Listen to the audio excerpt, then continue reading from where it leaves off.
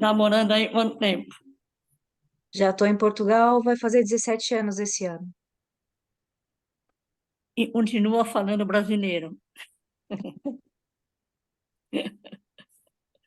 O ano retrasado eu estive lá na Ilha da Madeira e os pais foram chamar a atenção e a filha chegou na escola falando brasileiro.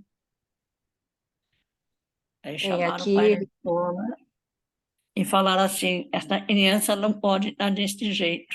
Não tem, não tem desenho português na sua televisão,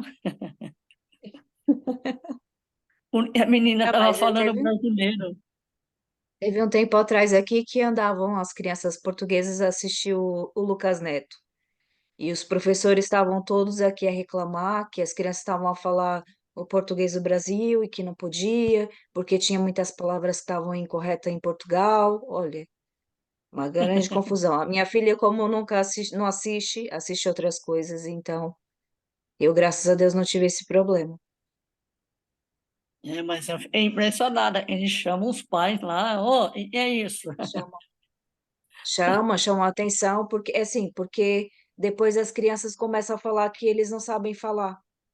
Tanto é que até a minha própria filha, há uns 2 anos atrás, eu estava a explicar o exercício para ela na escola, da escola, e ela estava a me dizer, mãe, mas você não sabe me explicar, você fala o português do Brasil. E não é assim que fala, que tipo, a pronúncia do exercício não era como eu estava a explicar. Eu falei, olha, eu só sei explicar assim, que é assim que eu aprendi e é assim que eu falo. Não tenho culpa. Mas aí também só foi aquele episódio, depois ela já não fez mais isso. Mas ela teve algumas amiguinhas brasileiras e ela gosta muito. Aliás, a maior parte das amigas que ela faz mais amizade são as estrangeiras, que ela gosta É, muito das colegas. e eu fiquei Isso. impressionada também com outra coisa, né? Na ilha fecharam algumas escolas por falta de crianças. É, fecharam. Isso é que é triste, né? Assim, Portugal tem estado cada vez a envelhecer mais em algumas zonas, e até tem algumas zonas que o governo até oferece benefícios para as famílias irem para lá para conseguir ter filhos e essas coisas para ver se aumenta ali a população. Acho que vai Em ficar algumas igual aqui no zonas, Brasil. Fecha a escola e abre pet. Eu não sei se os pets vão cuidar dos velhos, mas tá tudo bem, né? é verdade, desde que esteja a cuidar do próximo, é o importante. É Bom, eu assustador vou o contar um negócio. bocadinho da minha história para vocês perceberem um bocado. Eu vim para Portugal, não vim por querer, eu vim mais porque eu namorava com um rapaz e ele me batia, tinha, bem dizer, eu sofri ali uma violência, né? E como eu não conseguia me libertar dele lá, eu tive que vir embora, né? A minha família sabia, a família dele toda sabia, mas só que ele não sabia. E quando resolveram contar para ele, o que que a gente combinou? Dizer que eu fui para um outro país que não fosse o país que eu estava, que era que se ele resolvesse ir atrás de mim, não me encontrasse. Porque eu já tinha ido na esquadra fazer, na polícia, no caso, fazer queixa, que ele tinha batido já haviam 3 vezes e nunca fizeram nada, nem chamaram ele para depor, nem para nada. E eu avisei, falei, olha, assim, uma, duas eu tolerei, a terceira já não tolero mais. E se acontecer, eu logo falei, se acontecer, você não me vê nunca mais na sua frente. E foi o que eu fiz. Eu vim embora, doeu porque eu tive que abandonar minha família, claro, vim sozinha, passei minhas dificuldades aqui, tive os meus desafios, mas Deus sempre esteve comigo. Deus nunca me deixou sozinha. Assim, eu não tenho palavras para agradecer a Deus por toda a companhia que Ele me fez todos esses anos. E passei muitos desafios aqui. Vim para Portugal, depois fui com uma colega que ela queria viver para a Espanha, fui viver para a Espanha com ela para trabalho. Chegou lá, ela descobriu que estava grávida do namorado, veio embora de novo, me deixou lá sozinha. E eu, como lá, já estava a trabalhar, estava a estudar e já estava à espera do visto, continuei lá. Nisso, veio um estrangeiro me pedir informação na estação de autocarros na Espanha, e eu indo para casa, e o homem não me deixava. E ele falando francês, e eu a dizer que eu não falava francês, eu falava espanhol, eu não falava francês. Ele a dizer que queria falar, que queria me pedir informação, mas eu não tinha como ajudá-lo. E a polícia fica paisana, viu e abordou eu e ele. Achava que era um casal. E eu a dizer, eu não conheço esse senhor de lado nenhum, não sei quem ele é, não faço ideia de nada. Em conclusão, levou eu e ele presos os dois. E eu indo para casa, tipo, ainda sem avisar ninguém, fui para a esquadra, chegou lá, eles não deixam ligar a ninguém. Você tem que se explicar, e eu a explicar que eu não conhecia o homem de lado nenhum, que não sabia quem ele era, e o homem ia ouvir minha conversa, ouvir meu nome, a dizer, eu me identificar, eu dizer meu nome, a dar meus dados, e o homem ouvia aquela conversa toda. E aí, não deixaram falar com ninguém, só pediram o número de telefone de alguma pessoa conhecida, eu dei do meu chefe, e peguei, fui presa. Fiquei lá dentro da prisão, e sou alérgica à carne de porco. Me traziam só a comida, lanches e tudo, era tudo com carne de porco. Eu fiquei sem comer.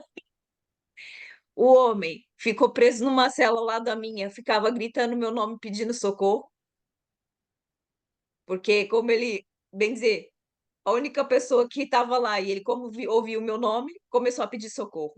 Aí depois a polícia percebeu que eu não tinha nada a ver com o homem, né?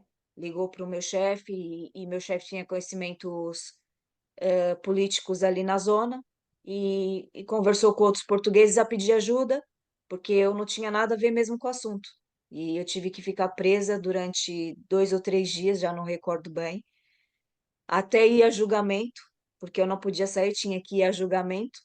Fui a julgamento e, no caso, um português intercedeu porque tinha conhecimento político e conseguiram dizer que eu era uma pessoa que estava ali a trabalhar, que estava a estudar e estava à espera do meu visto, que já tinha agendamento já para documentação.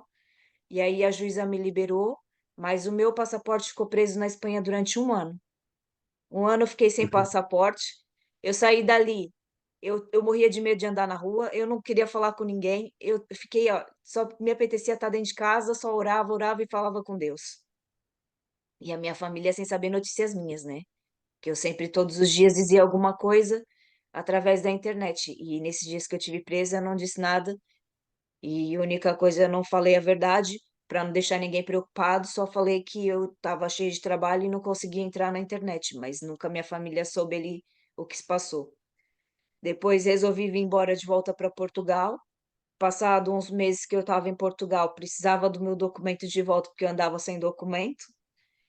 Tive a ajuda de outros colegas aqui que arranjei que fui viver para Algarve, me ajudaram e conseguimos falar novamente com o português que me ajudou e tinha conhecimento na política, e o português teve a falar com o pessoal lá da política e explicar a situação, que eu não estava já mais no país e que não era problema algum, eu não fazia mal a ninguém, e resolveram me devolver o meu passaporte. E aí continuei em Portugal.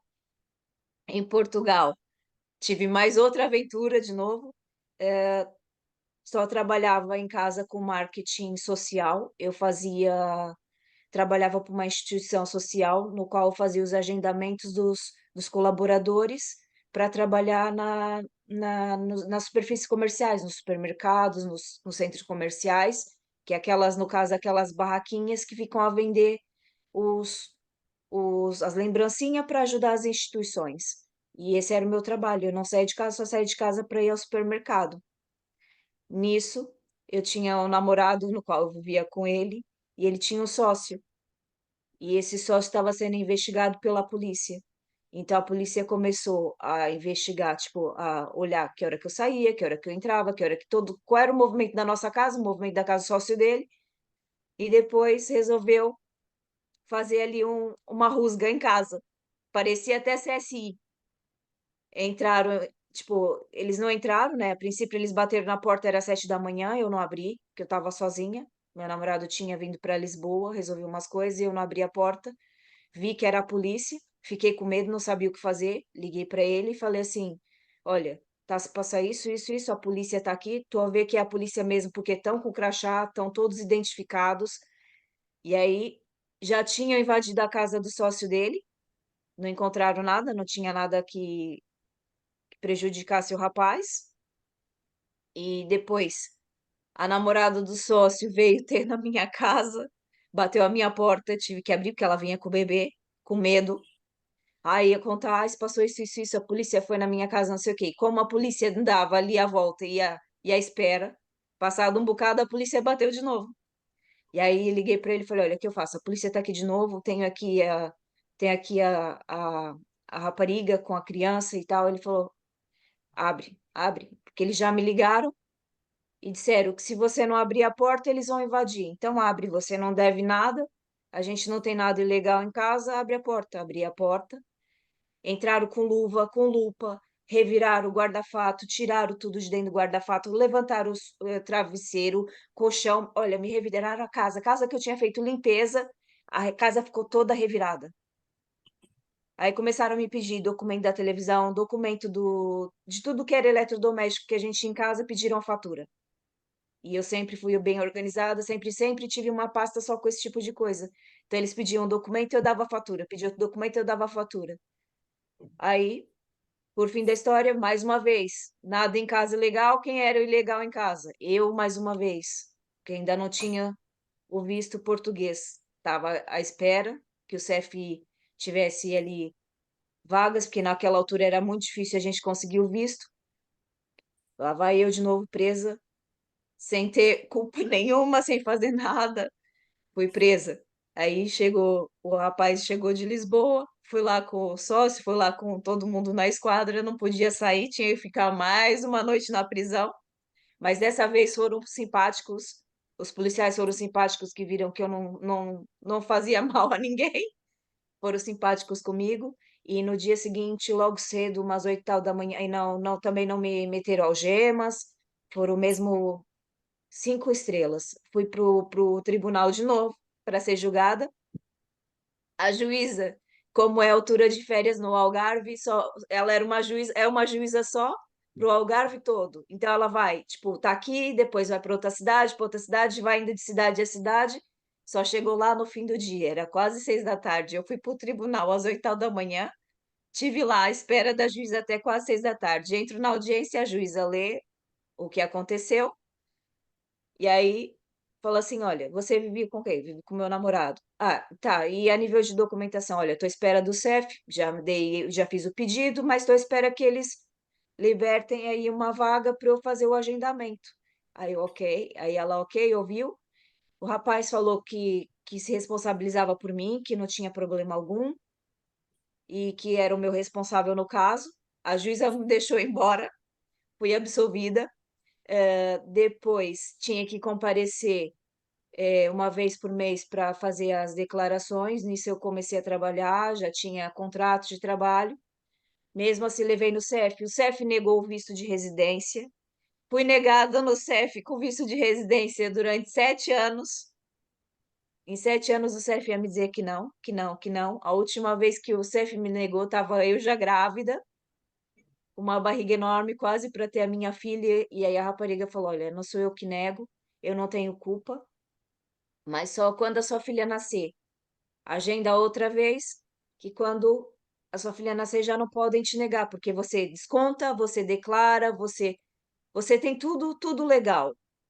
Não tem o porquê o CEF está sempre a te negar o visto, porque você tem os seus descontos, você é uma trabalhadora, você declara os seus impostos, você não deve nada para a Segurança Social, não deve nada para as finanças, então, né? Me liberou e falou para eu agendar. Minha filha nasceu, eu agendei de novo, consegui o visto. Depois disso, tentado a trabalhar, sempre tive a trabalhar, ia estudar em Portugal, fui para a área do desporto, conheci muitas pessoas.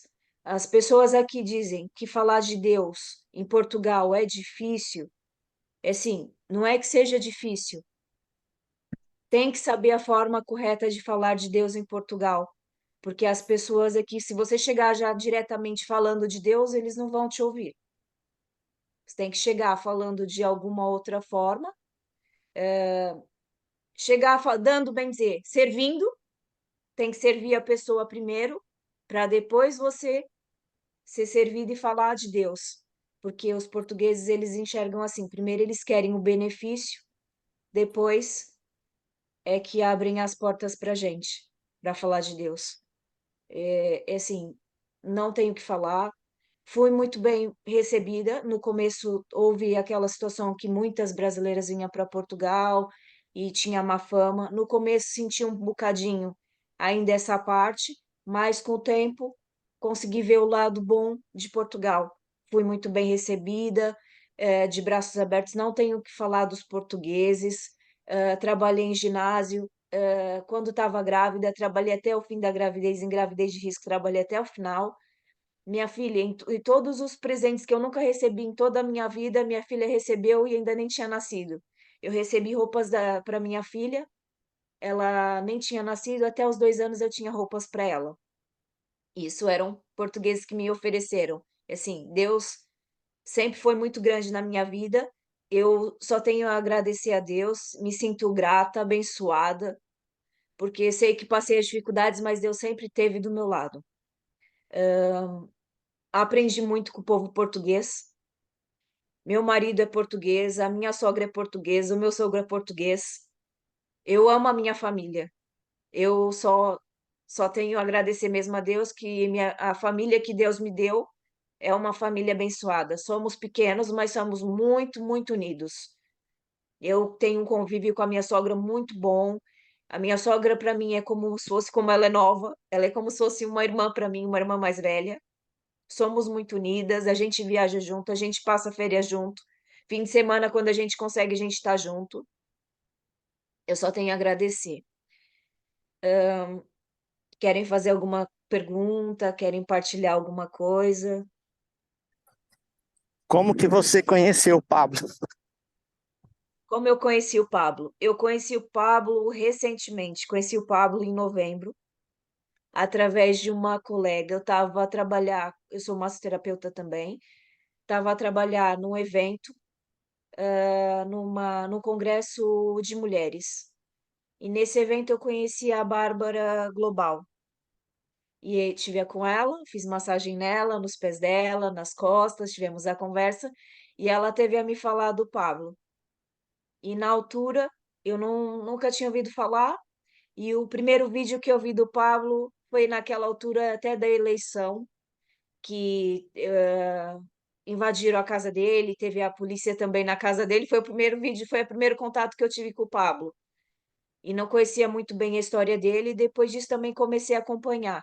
E ela me falou do QGR, começou a me falar das coisas do Pablo, me adicionou num grupo do QGR dela, e eu comecei a ter mais o convívio, comecei a fazer as orações de manhã, participar do 459, depois mudou para 759, e comecei a conviver com mais pessoas a nível do reino, e a participar mais assiduamente. E comecei também, criei também um grupo e comecei a partilhar com as pessoas que eu tinha mais contatos e que sabia que eram mais abertas para ouvir as coisas de Deus. Nesse grupo eu tenho pessoas do Brasil, tenho pessoas daqui de Portugal, eu tenho pessoas do Japão, no qual eu partilho, a gente partilha a palavra de Deus, a gente partilha livros, a gente partilha orações e ali às vezes um bocadinho dos versículos da Bíblia. Foi assim que eu entrei para todo o reino do Pablo Marçal e assim, e fiquei encantada com a forma de ser, de estar, os projetos e a forma dele pensar, porque eu tinha uma visão do que os outros falavam e depois eu tirei as minhas conclusões. E aprendi já muita coisa desde que eu conheci o Pablo, desde novembro do ano passado. Já cresci muito, graças a Deus. Quando você decidiu fazer o IP? Eu fiz o IP, mas eu fiz o IP online. Decidi, no caso, porque eu queria aprender mais e queria mudar. Eu precisava mudar. Eu tive o ano de 2023, meu ano de 2023 foi um ano, assim, meio desafiador. Eu fiquei meio perdida durante o ano de 2023 e achei que eu precisava de uma mudança, mas que eu precisava agir, eu precisava mudar. E essa mudança estava em mim, só dependia de mim. E por isso eu decidi fazer o IP. Legal. Quando é que vai sair o livro? Você tem uma história Quando vai sair fantástica. o livro? Olha, assim, eu já comecei a escrever, já fiz um bocadinho, mas ainda não escrevi ainda ele todo. Já tem o Tava a título? pensar assim, o título, eu estava a pensar em falar um bocado da minha vida e as dificuldades do imigrante, né? No caso, eu ainda não dei um título para o livro. Estava a pensar mesmo os desafios que o imigrante passa e que as pessoas não imaginam. Porque quando as pessoas, a família lá do outro lado, vê o imigrante, pensa que o imigrante está rico, está cheio de dinheiro, está a viver bem, mas nem muitas vezes é isso. Às vezes o imigrante está a trabalhar de sábado, domingo, feriado, de dia, de noite, e as Então, pessoas acham que ele vai ficar rico. deixa eu te falar. Realmente nós já Tem somos muita... ricos, já nascemos ricos, somos filhos de Deus, Deus é rico, somos ricos também. Sim, eu tenho visto, eu até acompanho alguns canais aqui do YouTube de pessoas, maioria mulheres, e para Portugal, para trabalho, que está liberado, visto de trabalho, essas coisas. Isso ficou muito forte após a pandemia. Gente, desculpa aí que eu vou ter que balançar aqui, que eu tenho que correr, eu não posso parar. Pode correr. Então, você tem que criar um canal. Você já tem o grupo de transbordo. Cria um canal no YouTube ou no Instagram. Começa falando um pouquinho cada dia, dicas pequenas. E depois disso vai virar seu livro com toda a história da sua vida. Depois disso vai virar uma mentoria. E pensa no seguinte: quantas milhões de pessoas nós temos aqui no Brasil? Quantos milhões de mulheres você acha que tem no Brasil que quer mudar de vida? E um dos pontos mais fortes da sua história é você falar como eu venci o abuso e saí do país. E hoje eu tô aqui e Deus nunca deixou a peteca cair e me conduziu até onde eu tô. Imagina o É impacto que verdade. vai ser a sua história na vida de pelo menos 10% de mulheres do Brasil. Tô jogando pouco. Você sabe que o mundo todo tem mais mulher do que homem. Olha, eu fiquei triste esses dias. Vi uma personal trainer foi assassinada pelo ex e ele deixou o corpo dela à porta da casa dela enrolado no cobertor. É muito triste. Isso daí no Brasil, aí no sul. Uma rapariga de 30 anos, muito nova, linda, e a vida dela foi-se embora, que ela não conseguiu se salvar a tempo. Então, eu tenho uma pessoa aqui de Goiânia, aqui no Brasil, é um cara que eu poderia considerar é um dos poucos amigos que eu tinha. Alguns problemas que eu já passei na minha vida. Ele foi o único que chegou do meu lado no dia que aconteceu tudo. E ele chegou lá e falou assim: ó, só quero te falar uma coisa. Não use celular mais, você tá grampeado. E o que que você precisa de mim? Eu falei assim, cara, minha cabeça tá a mil, não sei o que que eu preciso no momento. Ele, pois é, eu vim aqui te falar que eu tô do seu lado porque deve é. Eu acredito em você, eu sei que você não tem nada a ver com o que tá acontecendo. Conheço você. Qualquer coisa, qualquer hora do dia ou da noite, você me liga. E aí esse cara hoje tá morando aí em Lisboa. Lisboa não, é uma cidade aí do norte de Portugal, de frente à praia. Ele já falou o nome, eu esqueci. E ele mudou de Malicuia com a família. E montou um negócio aí de açaí. Só que quando ele foi com a promessa de um sócio aqui do Brasil, e o cara passou a perna nele, que falou que era uma coisa e não era. Então, assim, perdeu muito dinheiro, mas ele não pretende voltar para o Brasil. Ele vem aqui, já veio 2 vezes sozinho, não trouxe família. E aí ele foi me contar a história da esposa dele, que virou notícia nacional em Portugal, uns anos atrás, que ela estava saindo da cidade dela para ir para uma faculdade em outra cidade. A esposa dele é formada em fisioterapia e ela estava estudando de novo aí para poder trabalhar aí. E tinha um desvio na autovia, aquelas autovias aí largas de 5 pistas lá, e tinha que pegar um pedaço da autovia na contramão. E ela estava no carro, atrás estava a filha com o namorado, e veio o motorista desatencioso, não percebeu que a via estava reservada por causa do desvio, e os dois bateram de frente. E ali ela machucou bastante.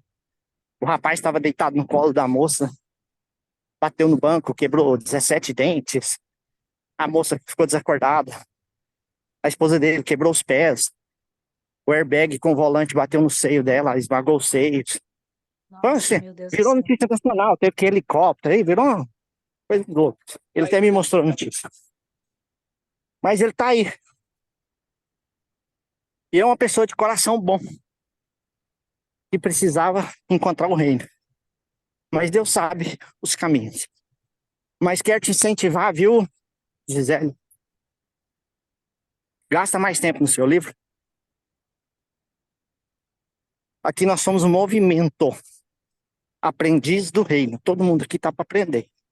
Essas lives é para a gente compartilhar experiências uns com os outros.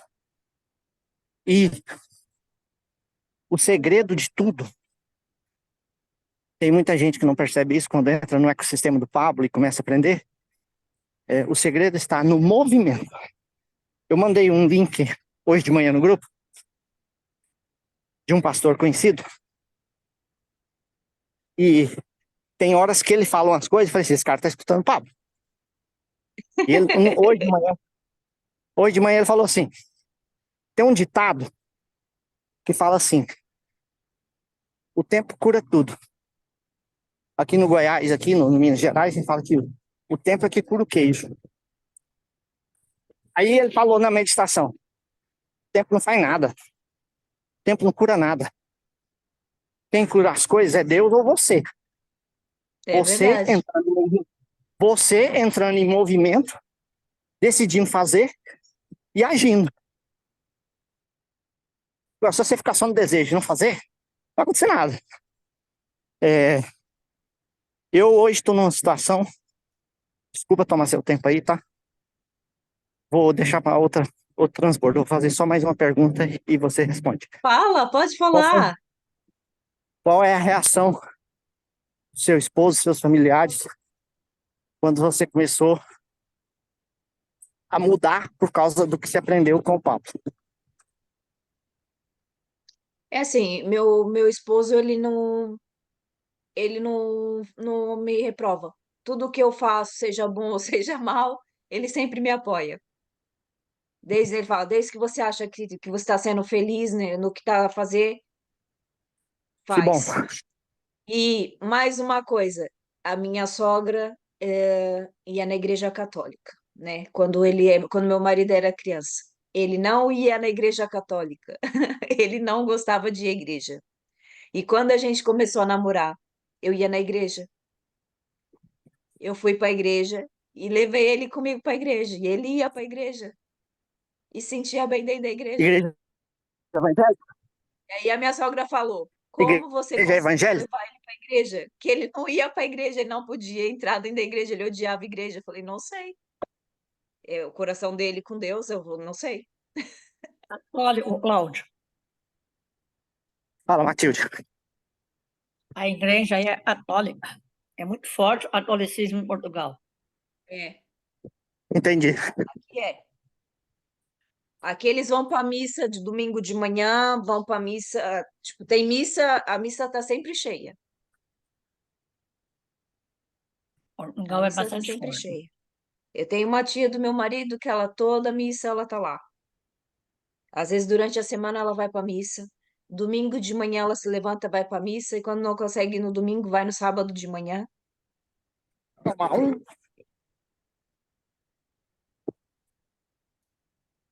Eu, para ser sincera, eu mais sabia da Bíblia, quem me ensinou foi minha mãe, e ela veio com esse conhecimento lá da Ilha da Madeira.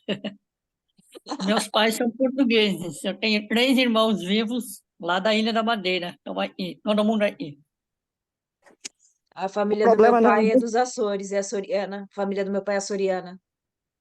Ah, eu ia te perguntar se você tinha ascendência portuguesa.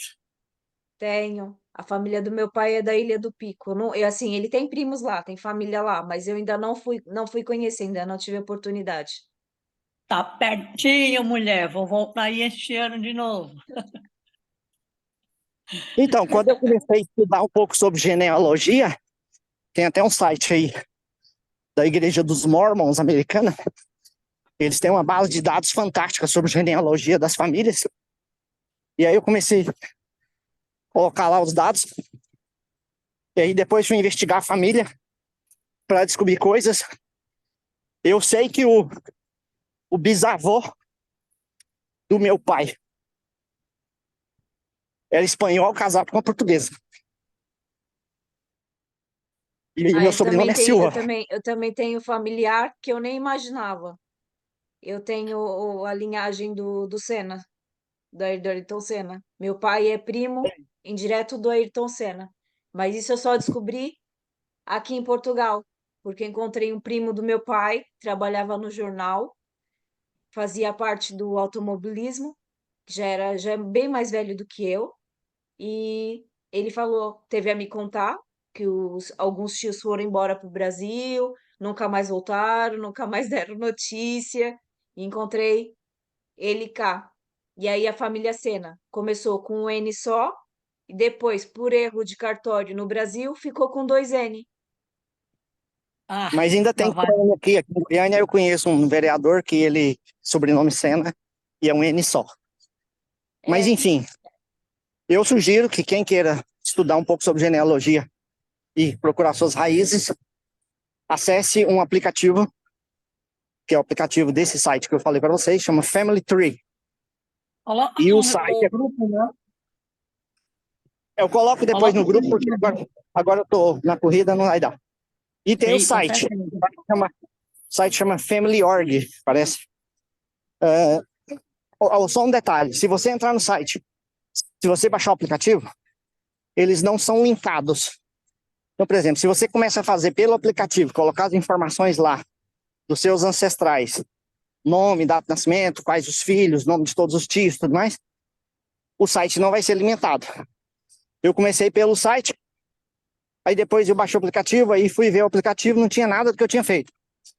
Então, você escolhe um para você fazer.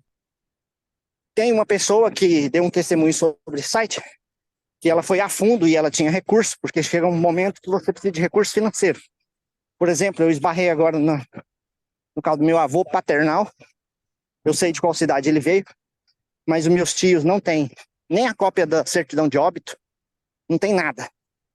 Depois a minha tia, filha caçula, irmã do meu pai, que foi me contar uma história que ela conversava muito com meu avô, e meu avô falou para ela que quando ele tinha 14 anos, ele ainda não tinha sido registrado, e o nome dele era para ser André, não sei o que, não sei o que, um monte de filho de sobrenome lá dos familiares. E ele chegou para a mãe dele e falou assim: mãe, eu tenho que registrar mesmo, porque eu tenho que trabalhar, preciso da minha certidão de nascimento. Mas esse nome que vocês querem pôr em mim é muito feio. Tem como eu mudar, não? E aí ela falou assim: põe o nome que você quiser, ué. Aí ele mesmo foi lá no cartório e falou assim: eu quero me chamar André Cândido da Silva, que é o mesmo sobrenome do meu pai e dos meus tios. Todos Cândido da Silva. Só que sem entender por que era Cândido da Silva. Aí eu fui descobrir que, então, esse sobrenome do meu pai não tem nada a ver com os ancestrais. Aí, o jeito que eu achei é o seguinte: entrei em contato com o cartório de registro civil da cidade a última cidade que meu avô morou e casou, antes de vir para Goiânia. Quando eles vieram para Goiânia, vieram de Dourado para Minas Gerais, gastaram uma viagem de 2 meses de cavalo e carroça. Pra vir pra Goiânia, Goiânia tava começando. Aí, entrei em contato com o cartório via e-mail, perguntando a possibilidade de tirar uma segunda via da certidão de nascimento ou casamento, tanto dele quanto da minha avó. O cartório mal me respondeu. Então, assim, travou. Eu ainda tenho que tirar um tempo, gastar dinheiro, pegar o carro, ir lá na cidade, ir no cartório, pedir a certidão. Se não sair na hora, eu tenho que ficar esperando para outro dia para continuar a linhagem da genealogia. Mas uma pessoa que deu um testemunho desse aplicativo, que a base de dados deles são tão fortes que uma pessoa conseguiu chegar na linhagem dela e ela disse que ela veio da linhagem de Sete, filho de Adão. Agora, como que ela chegou até lá? Eu não sei dizer. Porque para alguns sobrenomes, quando você pesquisa dentro do próprio site, ele já solta uma rama de árvore genealógica de gente que tem aquele mesmo sobrenome. E às vezes está pertinho de você e você não sabe. Mas é isso, Gisele. Parabéns pelo transbordo aí. Seja bem-vindo aqui ao movimento. Como o nome diz, é um movimento, isso aqui não para. Porque a virtude de tudo, o segredo das coisas e das bênçãos está no movimento, na ação. Se você não se dispuser a agir, não vai acontecer nada. É verdade.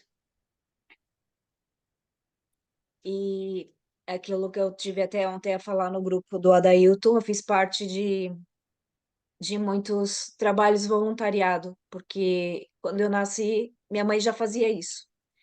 Minha mãe ajudava muito próximo. Minha mãe ia fazer oração, minha mãe ia fazer visita, e minha Tá mãe no fazia sangue. muito trabalho de doação. E eu no Brasil, com a minha mãe, a gente chegou a levar comida para os pobres. Minha mãe, às vezes, teve uma vez que levou uma miúda de 3 anos para casa, que a miúda morava debaixo da ponte. A miúda, com 3 anos, cheirava cola. Teve na minha casa, só aguentou ficar na minha casa uma semana. E falava, tia, eu não quero estar aqui, eu quero ir embora porque eu quero cheirar cola. E a minha mãe ainda tentando insistir que ela ficasse, e ela não quis. Minha mãe teve que levar ela de volta para a família dela debaixo da ponte, porque ela preferia cheirar cola do que ter uma casa. E minha mãe não desistiu do projeto, né, de ajudar as pessoas. E depois no Brasil, eu comecei a fazer direito e comecei a fazer voluntariado na Ordem dos Advogados do Brasil, lá em São Paulo. E lá eu fazia parte dos projetos sociais. Então, o que eu fiz? A gente lá na ordem, a gente para assistir uma palestra, ou a gente levava um pacote de leite em pó, uma lata, ou então um kit escolar, que era para a gente conseguir assistir as palestras que a gente tinha interesse na área dos advogados. E aí, o que, que eu comecei a fazer? Ver as instituições que tinha perto de casa, que tinham mais necessidade daquele tipo de produto. Angariei 2 instituições e levei para dentro da ordem. Fiz o pedido e foi aprovado. Eu ainda, quando estava no Brasil, a instituição ao pé da minha casa que acolhia crianças com SIDA, com AIDS, no caso, doava para as crianças o material escolar e doava o leite em pó. E tinha mais uma parte dos advogados que ajudavam também com outras coisas na instituição. Eu também doava parte do meu tempo, ia ter com eles, passava tempo com as crianças, às vezes assistia filme com eles, convivia com eles, para dar ali mais uma palavra de conforto, ensinar alguma coisa a nível de Deus, e era o que eu fazia. E minha mãe também ia de vez em quando lá nessa instituição. Depois vim embora para Portugal. Quando vim para cá, comecei também a fazer voluntariado na ajuda de mãe, no qual eu trabalhava, e nos meus tempos livres, nas minhas horas vagas, eu ia fazer voluntariado na loja de venda da ajuda de mãe, que é uma loja que eles têm, que as pessoas doam as roupas, as coisas que já não quer em casa, e é vendido ali em segunda mão, e aquele dinheiro é revertido para a instituição para ajudar as mães carentes e solteiras. E também já fiz algumas massagens também em voluntariado, né? Tive a trabalhar em alguns projetos a fazer massagem nas pessoas a nível voluntariado. E é nesse tempinho que a gente está que eu estou ali a ouvir a pessoa e a lhe dar o conforto e a fazer-lhe a massagem, ao mesmo tempo que ela está recebendo a massagem, está recebendo a cura, ela também está ouvindo a palavra de Deus indiretamente. E assim é o que eu faço. A pergunta aí, alguma dessas mulheres passam a ser voluntariadas depois? Assim, é raro, é raro. É o que eu vejo no convívio das pessoas que eu tive do voluntariado, são pessoas já de bem, ou então pessoas mais reformadas que vão para o voluntariado. Agora eu estou a tentar angariar duas colegas, uma da massagem e uma da política, que é para ir comigo, para a gente agora ver se vai numa associação de reformados, para a gente fazer voluntariado lá também. Que aí Ah, que é da área política vai trabalhar o inconsciente, ele vai estar ali dando o apoio psicológico e ao mesmo tempo vai chegar a falar de Deus. não sei se você conhece o Jerônimo Temel.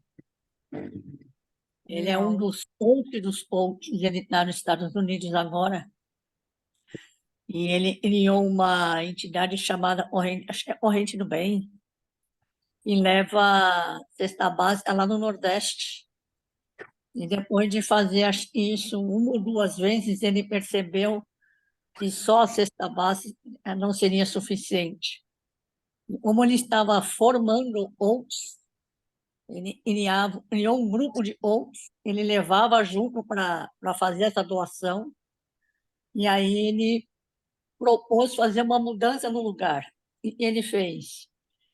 Antes de entregar a cesta básica, ele fazia uma palestra para trazer consciência de que você é mais, você pode mais, você pode sair desse lugar. Esse lugar você pode também ajudar. E a proposta é: seja você um ano e venha o doador da cesta. E aí, quem tivesse interesse, na verdade, assim, ele dava a cesta e fazia uma proposta. Terminando de entregar a cesta, eu vou fazer uma palestra. Quem quiser, vai ali para o lugar. Ele fez a palestra. E aí ele falou: seja você um ano que vem o doador dessa cesta. E para isso, eu trouxe coaches aí para ajudar você a fazer esse trajeto, né? Fazer essa mudança. E aí os coaches trabalhavam com quem iria trabalhar, e no ano seguinte a pessoa recebia a cesta e falava: hoje eu vou doar a minha cesta, porque o Jerônimo me ajudou, o coach me ajudou, e hoje eu posso entregar essa cesta para outra pessoa. Isso é uma benção. É mesmo uma benção. Conheço o Jerônimo Telmo, cara fantástico, um dos poucos coaches que tem meu respeito. Eu sempre percebo isso, a gente ajuda doando. E é uma das coisas que o Rotary Internacional, ele não trabalha dessa forma. O Rotary não doa. O Rotary é contra a doar, a manter a doação. O Rotary Club Internacional tem em Portugal. Qual é a ideia do Rotary Club? Ele vai ajudar.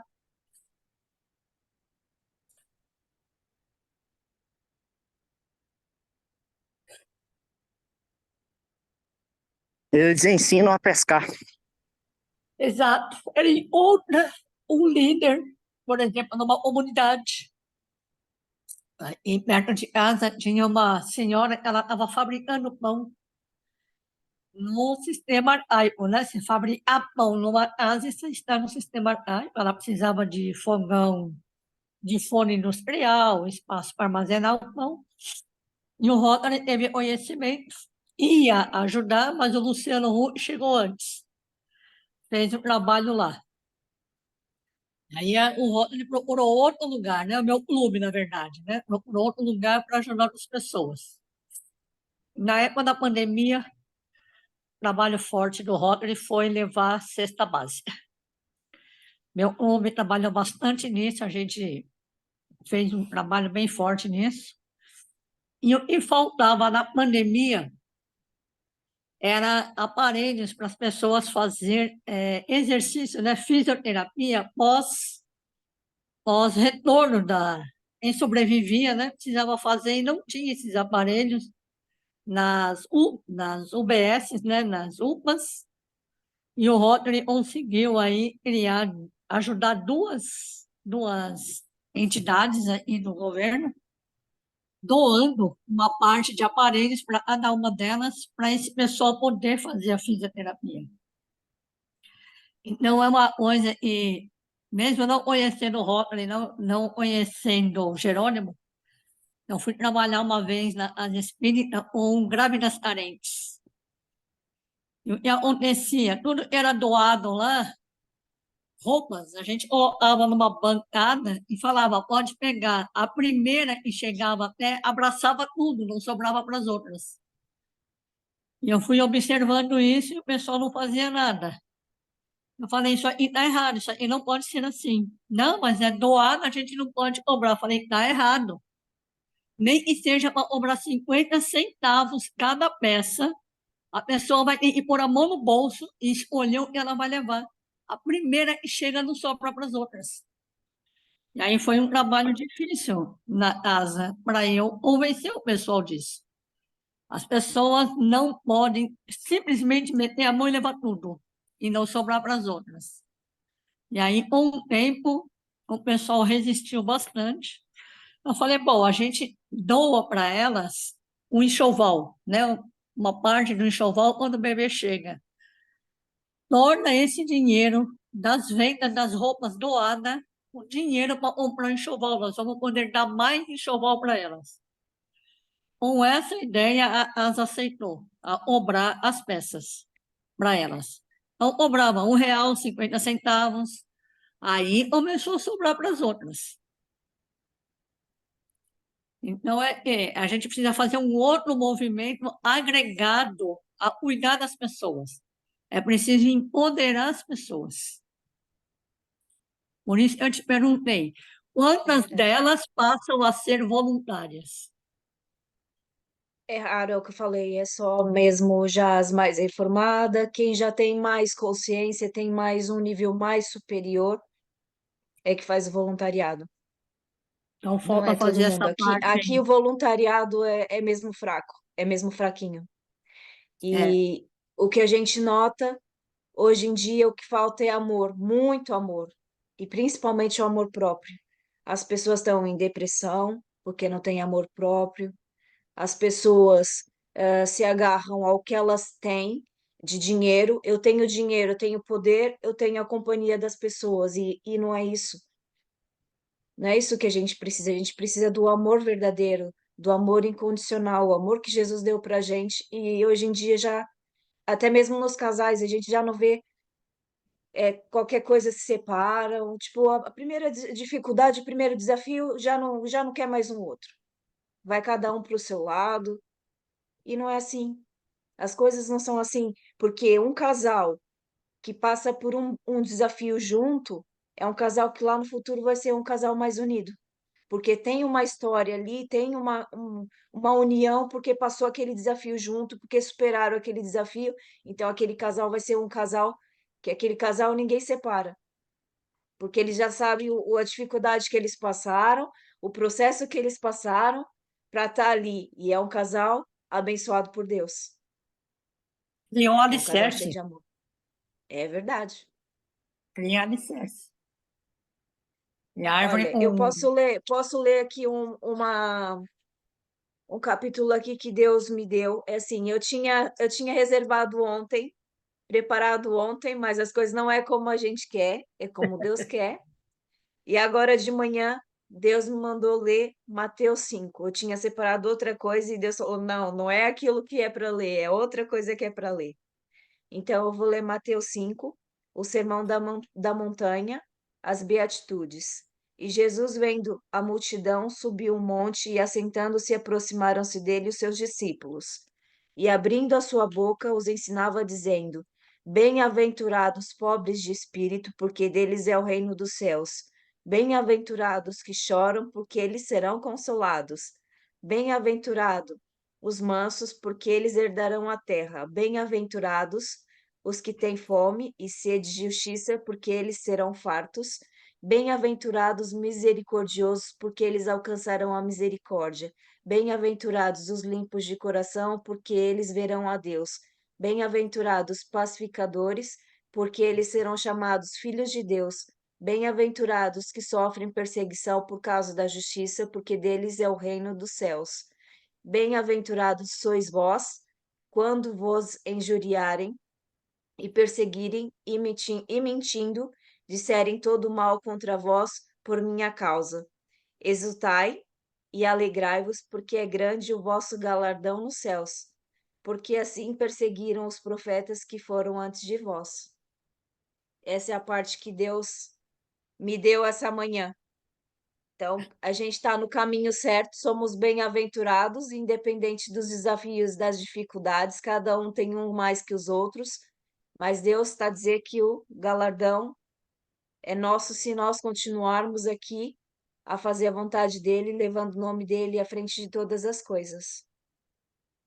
Alguém tem alguma coisa para falar, para perguntar? Tua filha também participa desse movimento teu? É filha, né? Ela também já faz massagem. Ela tem 9 anos e ela também já faz massagem. Ela faz massagem, ela gosta de participar de tudo. Se ela está em casa e eu estou aqui no grupo, estou em reunião, ela quer estar no grupo, ela quer ver o que estão a falar, ela quer ouvir. Ela gosta de desenhar, o que eu já até mostrei para o Cláudio. Ela gosta de desenhar e ela gosta de ouvir os louvores quando ela está a desenhar. E ela pega, às vezes, aqui um retrato pequenino e vai fazer aquele retrato em tamanho grande. E às vezes ela tem as próprias ideias dela e vai e desenha. E ela gosta muito de desenhar. A brincadeira preferida dela é desenhar. Tudo que lhe apetece. Pessoas, bonecos, animais. Ela gosta de desenhar. Então, Gisele, te sugerindo aí, como ela é nova ainda, tem um futuro brilhante pela frente. Desenhistas são muito bem pagos. Como ela é muito nova ainda, o que eu te aconselho? Procura na internet, tem vários cursos online de desenho para ela aprender as técnicas básicas Ela e já ela vai começou a fazer um já. Ela começou a que aí fazer um. ela vai aprimorar o traço dela. Ela começando com essa idade agora, quando chegar nos 15 anos, ela já tem chance de ser milionária, prestando serviço de desenho, ilustração e muita outra coisa aí nesse ramo. Eu falo que é uma área do design. Eu, como sou designer gráfico, eu já precisei várias vezes de desenhistas e é muito difícil. E tem um conhecido meu aqui de Goiânia, história fantástica, eu já até mencionei um dia aí numa live, parece. Ele era daqueles caras que nasceu com o dom de desenhar e vivia aqui nos becos, nas praças, fumando maconha e desenhando caricatura na rua. Até que Deus encontrou esse cara. E ele resolveu aceitar o chamado de Deus, se levantou, entrou em movimento, mudou de vida, casou, tinha 2 filhos, abriu uma empresa de publicidade aqui, de desenho, começou a criar personagens, ele fez uns personagens para mim uma vez, e aí ele estava inquieto. Ele falou, cara, eu não posso ficar aqui, eu tenho que mudar. Meteu os peitos, mudou para São Paulo. Como que ele fez? Primeiro ele foi para... Ele foi assim, doideira, né? Ele foi lá em São Paulo, arrumou uma casa para morar, chegou aqui em Goiânia, deixou o apartamento, pegou a mudança, foi embora para São Paulo, com a cara e coragem. Quando ele chegou em São Paulo, pegou a pastinha dele de desenho, portfólio, e foi bater porta nas agências. Isso tudo depois que ele mudou. Primeiro ele fez a dificuldade de mudar, chegou, alugou, mudou, ele agora eu vou procurar um trabalho. Pegou a pastinha, foi procurar a agência de propaganda, grandes aí em São Paulo. A primeira que ele entrou, um cara entrevistou ele, viu o trabalho dele e falou assim, ó, me aguarda um pouquinho aí. Foi lá, chamou o dono da agência. O dono da agência pegou, largou tudo, foi ver. Quando viu o trabalho dele, Cara do céu. Não, beleza. Pode? Você quer ficar aqui já trabalhando ou você quer vir amanhã? Ele vai, como assim? Você não falou nada ainda? Ué? Nós não combinamos nada? Você não sei nem quanto que eu vou ganhar aqui para trabalhar aqui? Ele, não, preocupa não. Tá precisando de dinheiro agora? Ele, não, peraí, me explica as coisas direito, não tô entendendo. Ele, não, você não vai ser meu funcionário, você vai ser meu sócio. Ele, o quê? Você não me conhece, velho. Eu não te conheço. Mas só por ver o trabalho seu aqui, os seus desenhos, o seu traço, eu sei que você é gente boa. E entrou. Glória a Deus. E aí, o que aconteceu? Um ano depois, um ano depois, teve a Copa aqui no Brasil. E a Coca-Cola faz isso todo ano quando é época de Copa. Ela patrocina a Copa e é assim, para escolher o mascote da Copa, gente do mundo inteiro manda os desenhos para a Coca-Cola. E ela tem uma comissão que vai escolher o mascote que ela acha que tem mais a ver com o país. Quem ganhou? Ele. O Ele. dele. O desenho dele. Vocês lembram da Copa aqui do Brasil, 2014? Chamava Fuleco. Ele pôs esse nome porque ele pôs uma abreviação entre futebol, não sei o que e tudo mais. Ele fez um tatuzinho, chamava Fuleco. Ah, eu lembro Ele desse, eu mandou. lembro. Então, ele que fez, meu amigo, chama Eudes. Ele ganhou tanto dinheiro, porque todos os produtos que, no mundo inteiro, que exibiu o Fuleco, ele ganhava royalties. Ele ficou rico, da noite pro dia, por causa da Copa, por causa do dom que Deus deu para ele. Mas se ele não tivesse decidido se levantar aqui da praça, onde ele fumava maconha, e se movimentar, tomar uma atitude, isso ia acontecer? Não. E hoje, sabe onde ele mora? Em Lisboa. Ah, sério? Depois que ele ganhou a nota preta, o que ele fez? Vou mudar. Ele pegou, se mudou para Portugal, hoje ele mora em Lisboa. Se você procurar aí, você vai ver, talvez você já viu aí em Portugal, exposições de arte dele. Hoje ele faz mentoria, ele aprendeu a pintar aquarela com o cara mais inteligente do planeta no ramo de aquarela, que era o sonho dele. E quando ele, antes de mudar para Portugal, que ele ganhou o dinheiro, ele fez uma viagem para a Europa e ele ficou um mês viajando. Eu ficava acompanhando as histórias dele. E aí, tá em que país hoje? Aí ele postava, ó, tô em tal lugar. Em todo lugar que ele ia, ele parava, fazia um desenho, ele andava com um sketchbook, ele fazia um desenho no lápis, e depois ele pegou esses desenhos e foi transformando em aquarela. E hoje ele dá mentoria aí, e esses dias, já faz um ano que eu falei com ele estava saindo de Portugal, indo para a Suíça, fazer uma exposição, e aí ele faz a exposição, e aí oferece o curso, oferece a mentoria para o desenho, para aquarela, mas ele já expôs em Japão, na Austrália, nos Estados Unidos, os cambal. Tudo porque Que resolveu bênção. entrar no movimento. Então, assim, todos temos a chance. O que nós precisamos fazer é movimentar e tomar as decisões e agir. É Depois eu verdade. posto o link, depois eu posto o link no grupo do site dele. Aí vocês vão descobrir mais o trabalho dele. Posta, posta que é bom. Coisa boa é boa. É que nem também tem uma artista aqui, uma brasileira, que vive no Porto. Ela é a Elo Plantier. Ela é mesmo bem autêntica, bem original. Ela pinta tênis, ela pinta casaco, ela faz quadro, ela pinta taça. É mesmo um trabalho muito mesmo original, é mesmo dela. E a história dela é ela cresceu ali vendo a mãe pintar e ela sentiu o cheiro da tinta. Então, depois, para honrar a mãe, que ela já não tem a mãe, para honrar a mãe, ela começou a fazer da arte a vida dela. E ela fala que a arte salva, realmente a arte salva. A arte salva muitas vidas, assim como o amor. Sem amor, nós não somos ninguém. O amor cura tudo. Verdade. Uau! Em live, hein? Parabéns. Vocês é que são uma bênção na minha vida.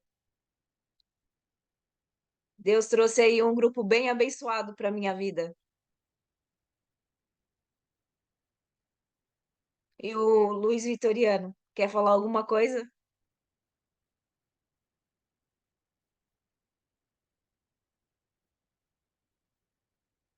Bom dia, pessoal. Tudo bem?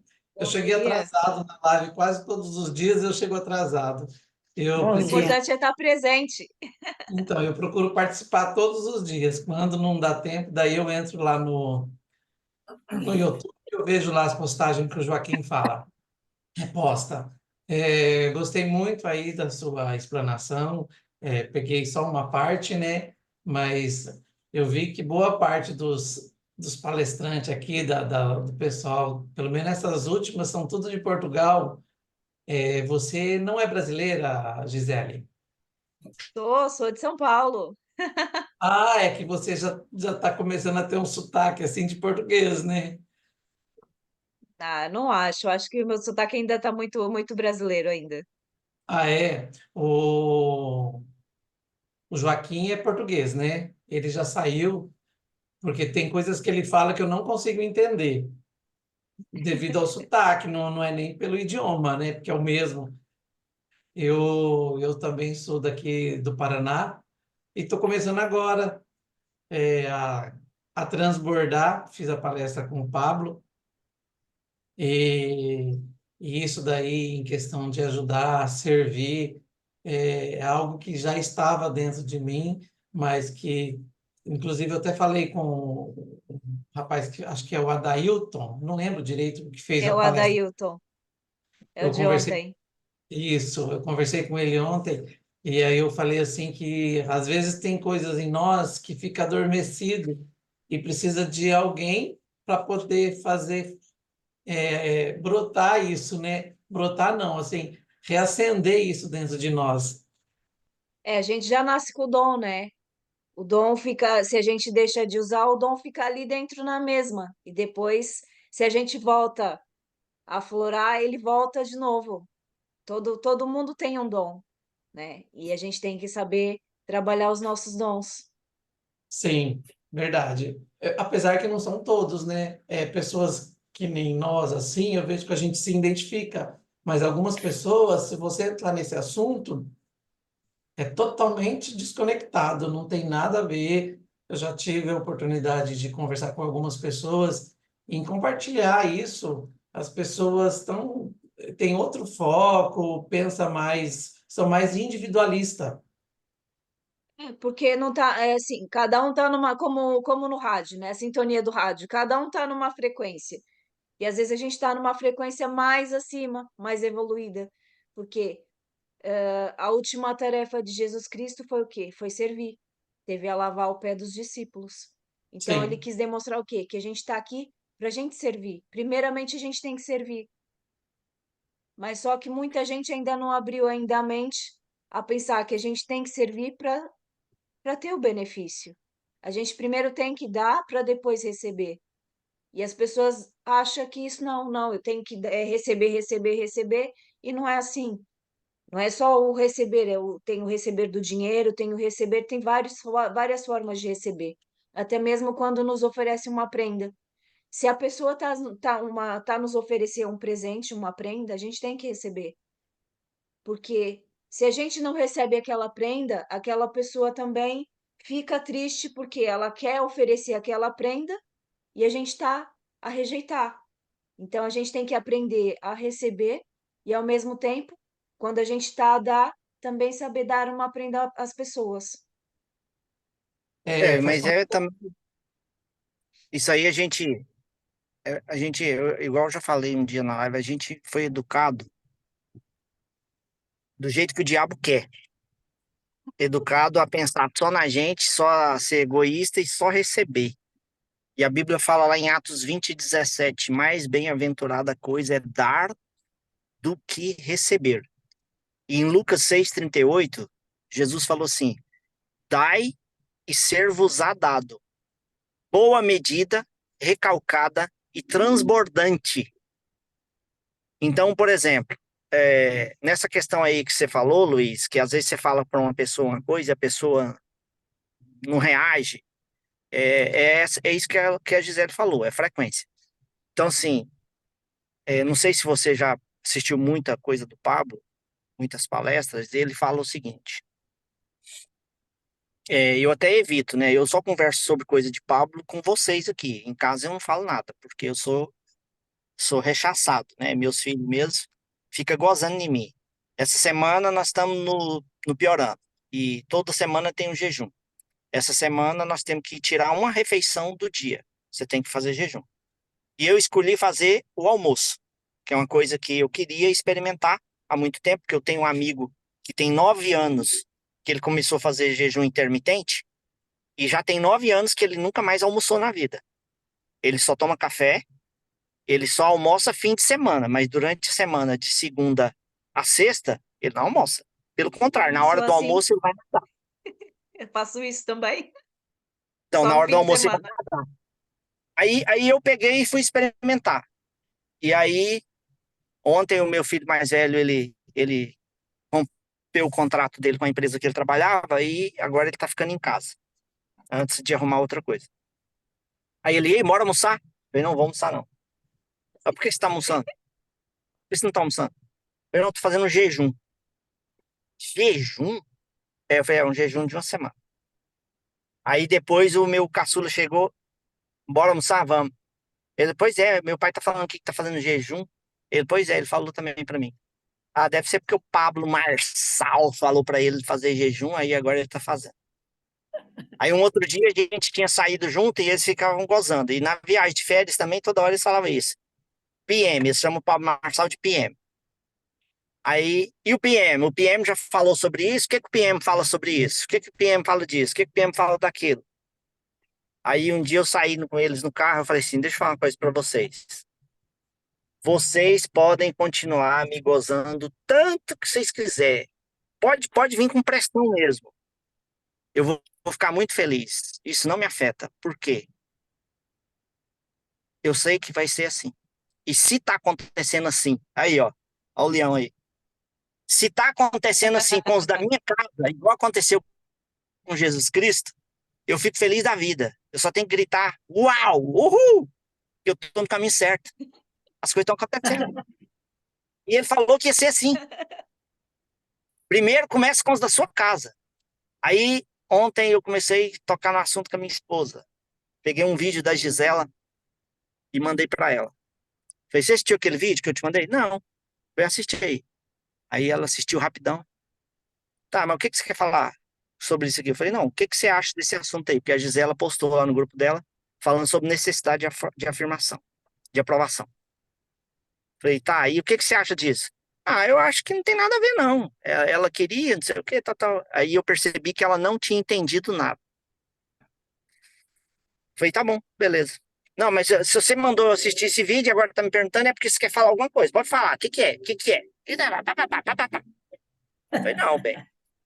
Porque é o seguinte, necessidade de aprovação não é o que você está falando aí, o que você entendeu. O que ela está falando, necessidade de aprovação? Necessidade de aprovação é um bloqueio que certas pessoas têm. Aí, ela tá aí daí. Falei, e daí que eu acho que você tem esse bloqueio. Ah, mas por que você fala isso? Falei, porque tem certas situações que acontecem em casa que você fica preocupada mais com a opinião dos outros do que a minha opinião ou a opinião dos meninos. Ou seja, eu sei que não é que você está dando importância mais para a pessoa, mas é a necessidade de aprovação que faz você agir assim. Isso está errado, você tem que se livrar desse bloqueio. Você tem que tentar descobrir qual foi o local, qual foi a pessoa, qual foi o tempo, qual foi a idade, ou o gatilho que aconteceu isso na sua vida. Você tem que investigar e se livrar disso. Isso te trava, te impede de você, te impede de você tomar decisões a favor de você. Quantas coisas você deixa de fazer porque você está preocupado com o que os outros vão pensar? Porque eu também já tive isso. E eu não tô nem aí mais. Se eu ficar pensando assim, fulano, não vou fazer isso porque fulano vai falar isso. Não tô preocupado mais com a opinião de ninguém. Porque ninguém paga minhas contas. Ninguém tá nem aí. Exatamente. Eu não tô nem aí. Deixa o pau torar. Aí ela já ficou nervosa assim. Aí falou assim, tá, e você? Quais são os bloqueios que você já identificou? Eu falei, já identifiquei mesmo. Eu já identifiquei esse também, de necessidade de aprovação. Eu já identifiquei sobre a escassez, que desde o dia que eu parei de ficar escasso, e tentar jogar a escassez para trás de mim, porque você não livra da escassez. A escassez é um bloqueio que você vai ter eternamente até Jesus voltar. Só que você não deixa ela passar por sua frente. Você tem que deixar ela lá atrás, suas costas. Manda você morrer, não ela. E vez por outra, ela Tá cortando o nível. áudio, Você Cláudio. começa a enfrentar um outro nível de. Tá cortando o áudio? Tá. Se Oi, fechar a câmera, acho que ajuda. cortei a câmera. Então, assim, a escassez, quando você sobe de nível, aí você acha que você tá livre da escassez, não tá. Ela vem com força de. Igual o Pablo falou outro dia aí. O Pablo tem dinheiro para comprar um avião de 250 milhões? Tem. Mas ele travou. Ele não teve coragem. Porra, 250 milhões num avião. É escassez batendo, mas só que num outro nível que não é o nosso nível ainda. Você pode chegar lá no mesmo nível e acontecer a mesma coisa. Então, assim, é muito difícil. Então, não se preocupe, viu, Vitorino, Luiz, sobre essa questão. O que você tem que fazer é o seguinte: transborde, meu amigo. Todas as coisas que estiver acontecendo. E o lugar para você fazer isso é entre amigos que estão na mesma frequência, aqui no grupo. Começa a transbordar aqui no grupo. Você vai ver a evolução que você vai ter na sua concepção, no nível de frequência, você vai mudar. Mais ainda. E quanto mais você Consciência, transbordar, olha, vai quanto mais, vai decolar. quanto mais você transbordar, você vai receber mais. Inclusive, assim, tô vendo a Gisele aí, o transbordo dela é maravilhoso, o que que ela tá falando. E eu posso dizer para você, Gisele, assim, que você participou de um mini IP, porque o IP Sim. online não é. É muito mais que aquilo. Ele, se for falar assim, é 20% do presencial de 2 dias. Tem coisa que acontece lá no presencial que no online o Pablo não faz, não tem como fazer. A minha esposa, eu de tanto falar, ela resolveu assistir o IP online. Ela ficou às 12 horas, cravadas, no celular, assistindo tudo. Depois ela não me falou nada. Pelo contrário, ela me falou só uma coisa lá que ela discordou do Pablo, né? Porque ela falou assim, mas o jeito que o Pablo fala lá, da mulher dele, disso, daquilo outro, eu acho que eu não concordo com ele nisso, não concordo com ele naquilo, tudo mais, mas assim, o que que acontece? A minha esposa não está ainda assim num nível de compreensão de ter o coração aberto para ouvir uma porrada, porque o Pablo fala na porrada, né? Ele não está nem aí. Doa quem doer, cada um tem a vida que merece, cada um vai cuidar da sua vida. Então, o jeito que ele fala, tem coisas que ela não vai entender. E aí, qual é o jeito de poder mostrar isso para ela? Que ele fala. Só tem um jeito, resultado. E eu estou trabalhando para isso. Deus está me abençoando, graças a Deus. E eu ainda quero, porque assim, eu estou num embate, já tem 2 anos nós estamos nesse embate, para minha esposa largar do o trabalho dela consome ela, e ela cada vez mais fala assim, não estou aguentando isso aqui, mas eu falei, bem, marca a data, marca a data, marca a data, marca a data. Aí ontem aconteceu outra coisa lá, uma pessoa que talvez vai ser contratada, que ela não quer trabalhar com essa pessoa, eu falei assim, aproveita, deixa, quando o cara entrar, você fala assim, ele está entrando, eu estou saindo. E deixa o pau torar. Mas ela não toma a decisão. Mas eu quero, se ela não tomar a decisão rápido demais, se ela demorar ainda mais um ano, que já tem um ano que ela está tomando essa decisão e não toma. Eu quero, vou me sacrificar, eu vou dobrar vou botar pressão aqui, eu vou chegar nela e falar assim, você está despedida. Aí ela fala assim, como assim está despedida? Não, eu tô te despedindo. É para você sair do emprego hoje, amanhã, a partir de amanhã você não trabalha mais. Quem vai pagar o seu salário sou eu. Eu vou me sacrificar, vou ganhar esse dinheiro e vou pagar o salário dela, para ela ficar em casa, cuidando da família e fazendo o que ela quiser, que ela é prendada, ela sabe muita coisa para fazer. E aí eu falei assim, bem, faz isso, faz aquilo. Ela, mas você vai me ajudar a vender, não sei o que. Eu falei, bem, só faz. Deixa o resto que as coisas vão Eu cuido. engrenar. Não É preocupa com verdade. vender. Deus cuida, deixa o resto que Deus cuida. Toma decisão e faz. O resto, Deus vai mandar. O problema é que você não está tomando a decisão. Toma a decisão.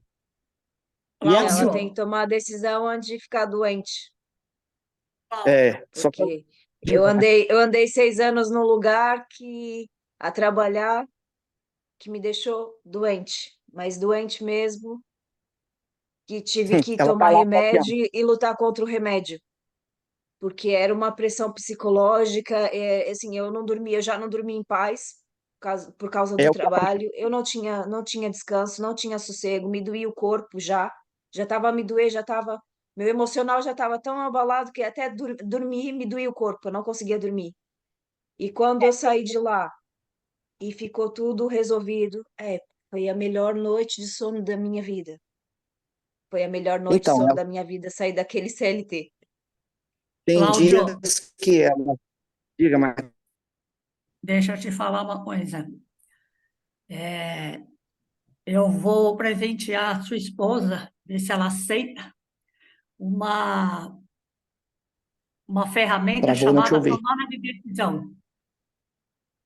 Sim, Porque o que você quer fazer, você vai tirar dela e dela. Ela tem que decidir.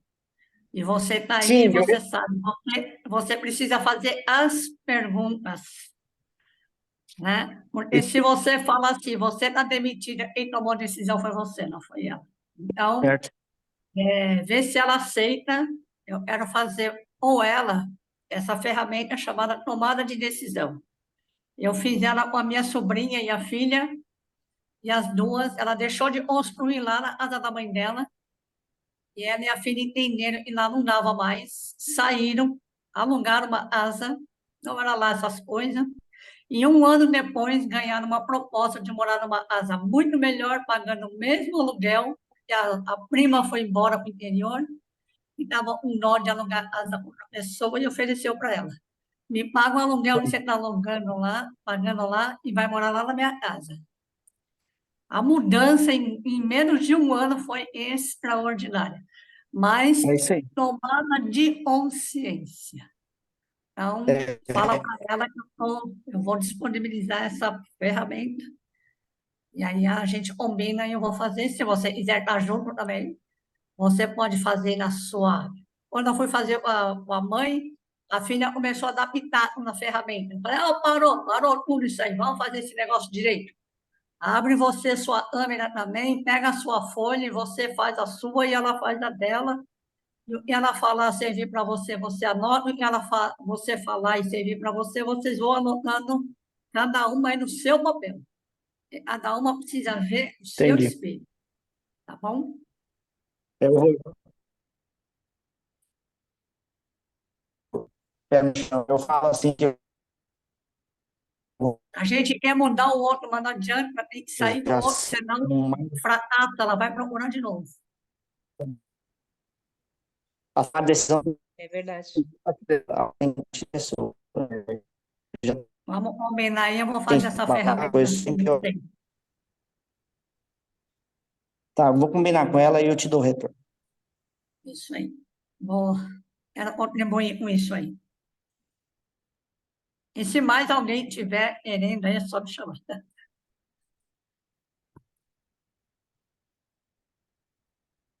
Mais alguém quer falar alguma coisa? A Salete quer falar alguma coisa? Não.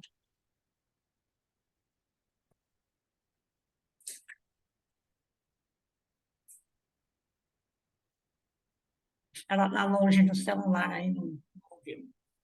Deve estar no trabalho. Isso. Gratidão, Gisele, gratidão, Cláudio, Luiz. Bom, se ninguém tem mais nada a dizer, eu só tenho a agradecer. Obrigada pelo vosso tempo. Gratidão de todo o meu coração. Que Deus abençoe as vossas vidas e as vossas famílias. E estamos juntos todos até depois do fim. Deixa eu te perguntar uma coisa. Pode perguntar. O seu Instagram, para a gente É começar a assim, o meu Instagram, o que eu tenho passado pro pessoal, eu tenho passado o meu profissional. Eu também não sei. Eu tenho pessoal, meu pessoal tem muita gente, o meu profissional não tem quase ninguém. Aliás, o meu pessoal eu quase não coloco coisas lá, só coloco de vez em quando uma coisa minha, do meu marido, da família, é rara colocar coisa lá, eu coloco mais no profissional. É Gi Estética Avancada. de estética. É avancada, é avancada de avançada. Eu vou escrever aqui no chat. Peraí, deixa eu achar o chat.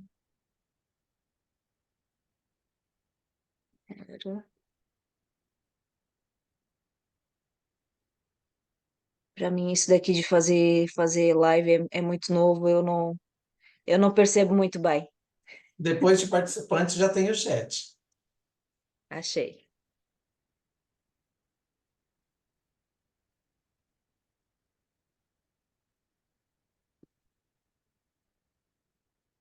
O que lá? Ah, sim. Ô, Gisele, você então não participou do IP presencial ainda? Presencial, não, não. Eu já há 17 anos eu não vou ao Brasil. Desde que vim para cá, não fui ao Brasil ainda. 17? É, E nem tem planos de voltar então a morar aqui? voltar para morar, não. Tenho vontade de investir, que eu tenho família em São Paulo, tenho família na Bahia. Meu tio tem até uma pousada na Bahia e eu pensava em investir ali ao pé do meu tio, para depois no futuro estar ali, ter alguém da família por perto. Quando Certo. for de férias, ter lá meu tio, tá? Pensar em investir lá ao pé dele, que é numa Uhum. ilhazinha, em Maraú, e aquilo é lindo. Não é muito grande, mas é lindo. Portugal? Sim. Tá bom, obrigado aí pelo contato. Eu vou começar a te seguir lá. Tá bem? Então, Deus abençoe a todos. Ninguém tem Amém. mais nada a perguntar. Uma gratidão muito grande. Eu vou sair de coração cheio, com toda a partilha que eu recebi também. E estamos juntos. Os dias que eu não consigo, eu não apareço. Os dias que eu consigo, eu apareço. Tá bem? Muito obrigada de todo o meu coração. Deus abençoe a todos. Agora eu tenho que ver aqui como é que eu paro de gravar, que eu não sei também. Era.